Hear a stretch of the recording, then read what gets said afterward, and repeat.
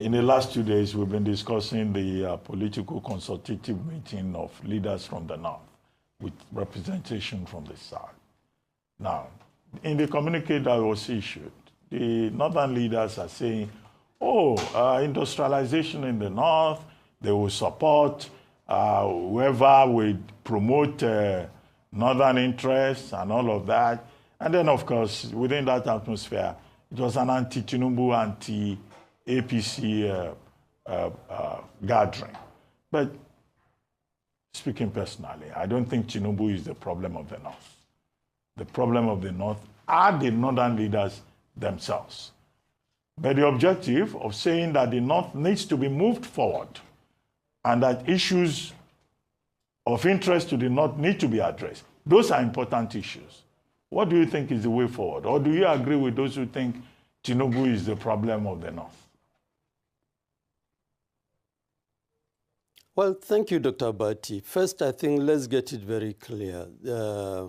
This initiative, the National Political Consultative Group, the Northern Group, is an initiative which has been ongoing, and in terms of the focus is to do everything possible to unite political leaders in the North. And it didn't just start today. We've been working on it for almost a year now. And the Sunday meeting is the second expanded meeting. Before the expanded meetings, we've had series of meetings, consultation with political leaders in terms of how to organize ourselves, how to even begin to position ourselves to evaluate what are really the challenges. We can assume we know the challenges, and many people approach it from different perspectives.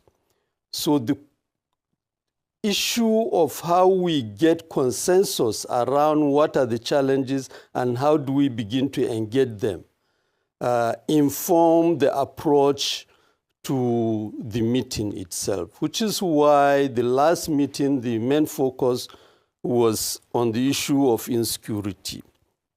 Before the last meeting, I think 2 weeks ago, we had another expanded meeting, which was the first expanded meeting. That one had a general approach in terms of reviewing the political challenges facing the North.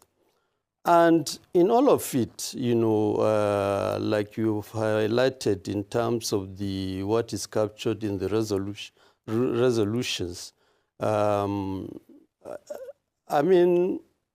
where the North stand is not, nobody can say we are happy with what we have presently. And therefore, what we do to get out of it is fundamentally the issue. We are not passing the buck. We are not, the issue of Asuwaju or anybody in government is fundamentally secondary. The fundamental issue is what are we going to do in the first place in order to have a complete new orientation to the business of politics and business of governance. And in terms of all of that, of course, you highlighted it's not just the question of industries. One of the things we said we are going to do, we are going to have like a kind of blueprint committee that will sit down and look at what needs to be done and put them almost like a development plan, on the basis of which we will use it to engage our governments at the state level in all the 19 states of the northern region, and begin to address some of the key issues which, it's beyond commentary now. Whether you talk of out-of-school children, you talk of poverty, you talk of all the indices that now have become embarrassing in terms of the situation facing the North. There is that commitment to to try and do things differently. I think this is the clarification which needs to be made from the beginning. So when we talk of, for instance, moving forward adopting a party. We are not looking at a situation where we have another party that will come and continue business as usual, culture of imposition of candidate, and when people get elected, they are unaccountable. That's not the objective. The objective is to ensure we have a complete new template whereby people will be elected, and after election, they will be accountable both to the party and to the citizens. Okay. Thank you so much for that. And I'm really glad you touched on the issue of how candidates are chosen within party structures, because I know you've been extremely vocal about your position where you feel that, you know, the president and various other, even the governors, lawmakers shouldn't be given automatic tickets.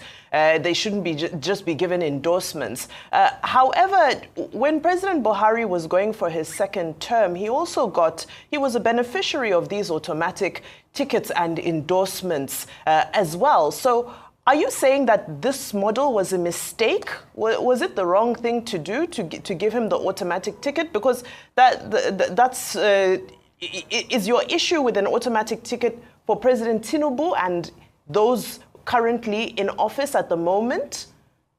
Because it seems you have a bigger qualm with this issue.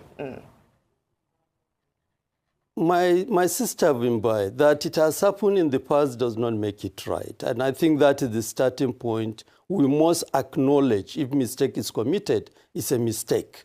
I think the main issue is that we must have a strategy that humble leaders and challenge them to deliver, you know, and when they don't deliver, we should be, citizens, including party members, should have the right to pass judgment on them. That is fundamentally what democracy is all about. Once you take that out of democracy, then democracy loses its essence. In fact, the whole essence of struggling against military rule, will be defeated if at the end of the day, this is all that you are going to have and will continue to rationalize it. And which is why for many of us, in terms of all of this thing, we keep making the point. We are not looking for a political party simply because we want to defeat President Aswaju. No.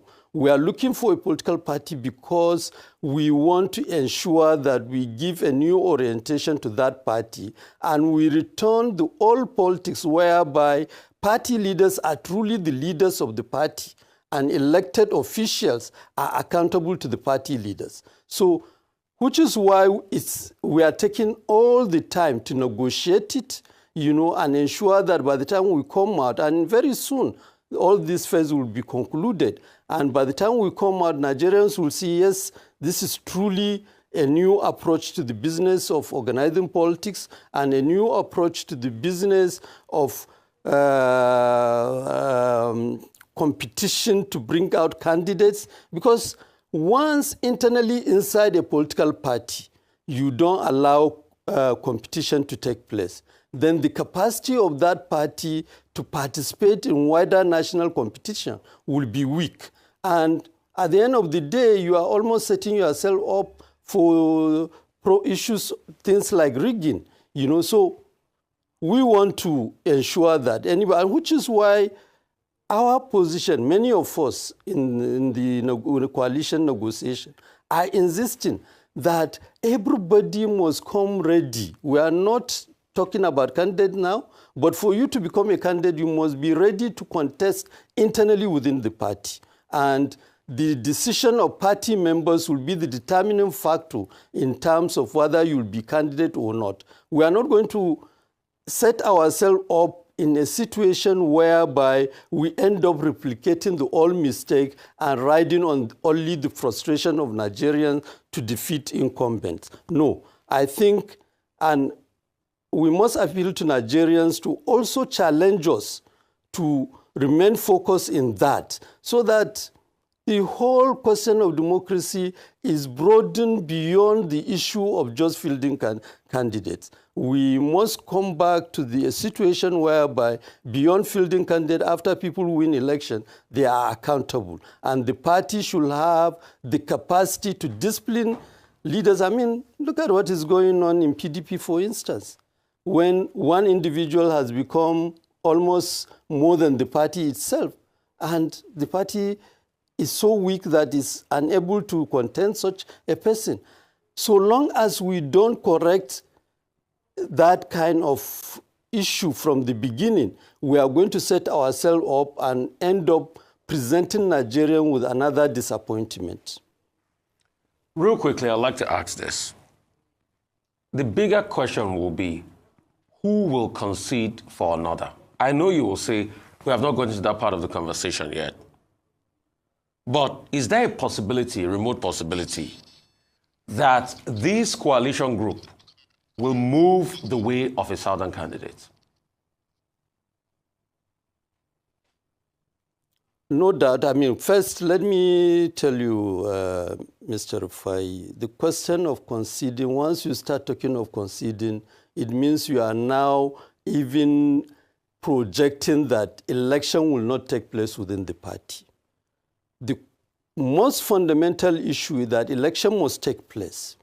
And whoever has majority followership should be the person that will be fielded by the party. Now, of course, the other issue, which is around the question of equity, which is the point, the last point you are making around the question of southern candidate, you know, that it is the turn of the South to spend another 8 years. All those are issues that we can tell Nigerians that internally, in terms of negotiating the rule of the party, we'll make sure that those are addressed and factored in. But at the end of the day, whatever rule we are going to put in place will not be such that will undermine the right of party members to participate. You know, these are very delicate situations. But fundamentally, at this preliminary stage, what we are telling everybody in the coalition is that, please, first and foremost, drop your ambition. Let's focus in building the party first. Because if we don't do that, people with ambition will now want to take over the structures of the party. And at the end of the day, they will now want to put their surrogates as leaders of the party, and will end up going back to where we are coming from. So really, first thing first, this is the position for all of us. Let's get the party right, and let's ensure the party has the right leadership which is not going to be have the kind of outlook of being surrogate to aspiring candidates. Leaders who can look at everybody. I mean, for instance, I have said that several times, and you will recall, Mr. Rufai, a national chairman should have the profile of the president, so that the national chairman, if the president is doing things that is wrong, can walk up to the president and say, Mr. President, this is not right. This is what should be done.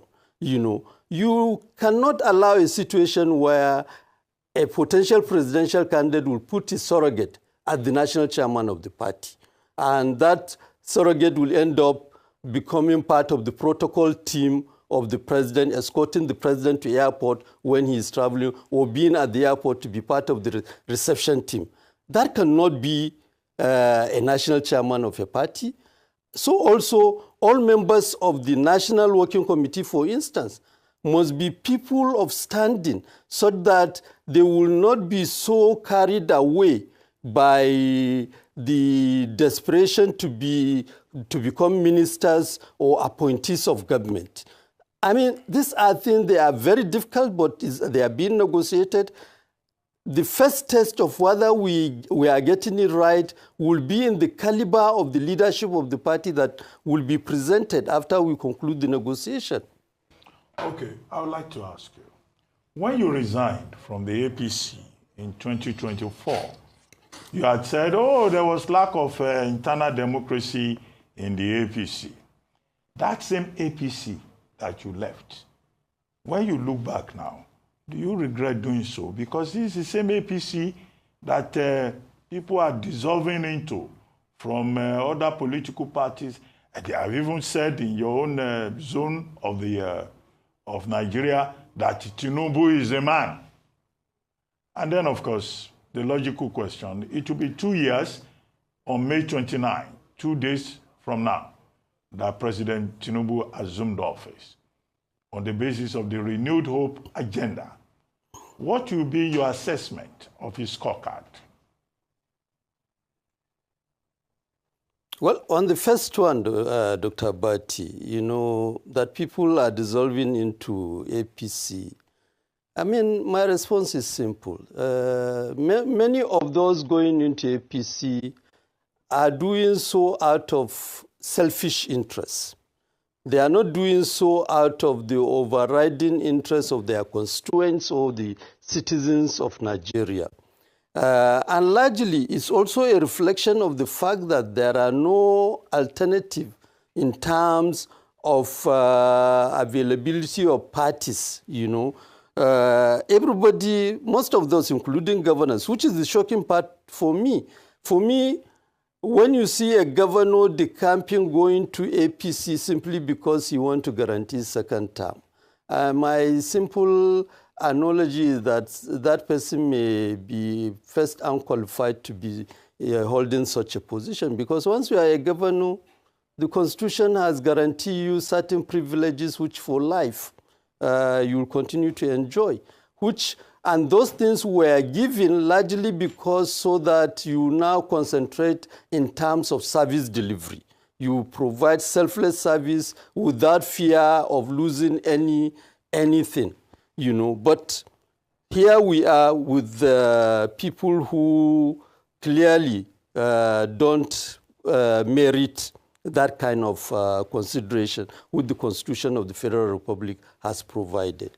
Now, to your second question about the scorecard of President Tinubu and APC government for 2 years, I mean, it's predictable if anybody, based on my even previous writing, nothing has changed from almost 2 months after the coming of Asuwaju when I saw the wrong step. You remember one of the first open letter I wrote to him was disturbing signals, raising alarm about how he is getting it wrong. And subsequently, I made the point that renewed hope had become renewed anger, so much so that people are agitated all over the place, you know. And being an insider, I was there and I have read the Renewed Hope document. I campaigned on the basis of it. I can say I'm well informed in terms of the content of the Renewed Hope promises we have made. Nothing has come close so far to delivering on what we promised Nigerians, which is the disappointing part in terms of my assessment of President Asuwaju. Okay. I had very high rating of President Asuwaju, but to be honest, his performance in the last 2 years has betrayed whatever expectation I had of him. Okay, on that note. I mean, Thank you so much for your time and your contributions this morning. We continue to look forward on further developments from the coalition.